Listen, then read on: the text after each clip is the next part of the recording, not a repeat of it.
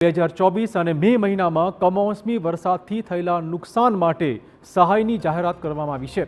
March 2024માં વરસાદથી થયેલા નુકસાન બદલ સાબરકાંઠા, મહેસાણા, ખેડા અને અરવલ્લીના 9,674 ખેડૂતો સહાય ચૂકવશે।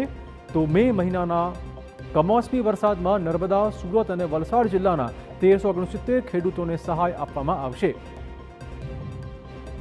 બીજી બાજુ પાક વીમા મુદ્દે કોંગ્રેસ કિસાન સેલના ચેરમેન પાલભાઈ આંબલિયાએ સરકાર પર પ્રહારો કર્યા હતા। ખેડૂતોએ પાક વીમાનું પ્રીમિયમ ભર્યું પણ પાક વીમો ન મળ્યો।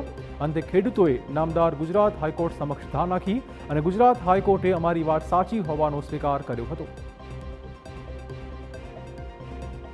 નામદાર ગુજરાત હાઈકોર્ટે ગુજરાત સરકારની ઝાટકણી કાઢી છે અને જે 2016, 17, 17, 18, 19 ને 19-20માં જે ખેડૂતોએ પાક વીમાનું પ્રીમિયમ ભર્યું હતું અને 4 વર્ષની અંદર અતિવૃષ્ટિ, દુષ્કાળ, કમોસમી વરસાદનો ખેડૂતો ભોગ બન્યા હતા।